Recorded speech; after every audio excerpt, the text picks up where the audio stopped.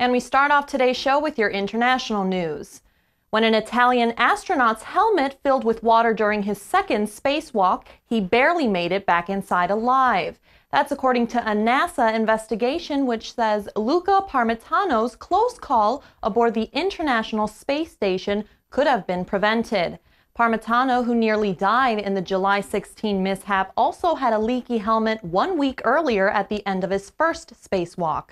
The NASA panel believes the space station team misdiagnosed the first failure and should have delayed the second spacewalk until the problem was understood. Space station officials had assumed the nearly fatal leak was from a water drink bag in the suit, but that turned out not to be the cause. Investigators said Parmitano's calm demeanor during the incident quite possibly saved his life. 37-year-old Parmitano is an Italian Air Force pilot who is making his first space mission.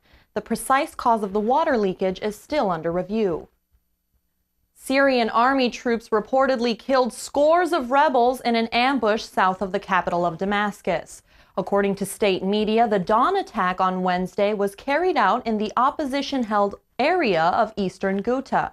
A field commander was quoted as saying that most of the rebels belong to the al-Qaeda-linked Nusra Front. The number of dead varies. Some accounts say 175 were killed, but the Britain-based Syrian Observatory for Human Rights also reported the killings, while saying that just 70 rebels were killed in Wednesday's assault during the 3-year-old civil war. A new report says that Credit Suisse Bank helped its U.S. customers conceal their Swiss accounts and avoid paying billions of dollars in American taxes. The report, compiled by a U.S. congressional committee, notes that the bank opened Swiss accounts for more than 22,000 U.S. customers, with assets totaling $12 billion at their peak. Citing the report, the BBC adds that it alleges bankers helped clients create offshore shell entities and design transactions to avoid suspicion. Credit Suisse Bank declined to comment.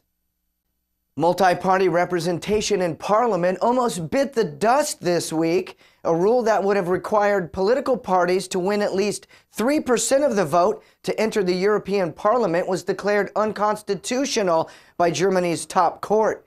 The government lowered the threshold last year, but the Federal Constitution Court in Karlsruhe said the threshold should be abolished altogether.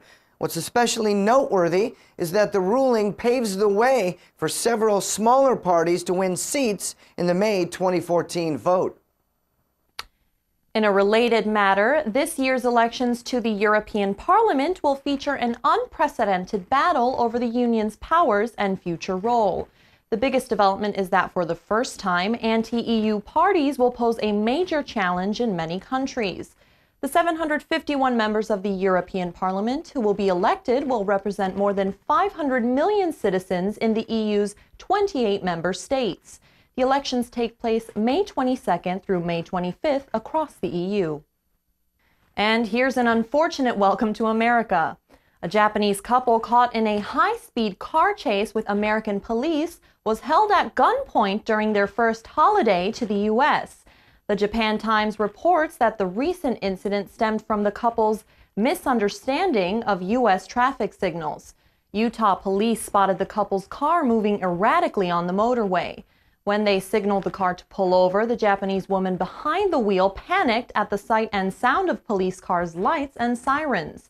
She then sped off, trailed by 3 patrol cars. The chase ended 6 miles later when the car drove over a row of tire spikes. Because police feared a possible encounter with an armed criminal, the motorway was closed in both directions. The non-English speaking couple, unable to understand the officer's commands, were pulled out of the car at gunpoint as their 7-year-old son sat crying in the back seat. NATO's chief said Wednesday that he prefers to salvage a plan to keep troops in Afghanistan beyond this year.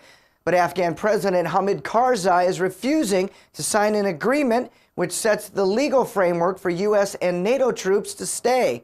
His refusal stands to jeopardize the NATO plan. That means a complete troop pullout, called the zero option, will likely happen in the absence of that agreement. The NATO option, which Secretary General Andreas Fogh Rasmussen hopes to salvage, would keep between 8,000 and 12,000 soldiers in Afghanistan, even after international forces end their formal combat operations by year's end. President Barack Obama has told the Pentagon to prepare for the possibility that no U.S. troops will be left in Afghanistan because of Karzai's refusal to sign the accord. Rasmussen emphasized that if the legal framework is not put in place, then NATO can't deploy and will have to withdraw all forces by the end of 2014. Weeks of missed deadlines by Syria's government during its planned chemical arsenal elimination have been causing deepening frustration. The international mission policing the delayed process reported yesterday that Syria finally made a breakthrough when it delivered a significant consignment of mustard gas, one of the deadliest toxic agents, to the Syrian port of Latakia. The gas will be exported and destroyed. The coordinator of the Organization for the Prohibition of Chemical Weapons called the delivery an important step toward eliminating Syria's chemical weapons in the midst of a 3-year-old civil war there.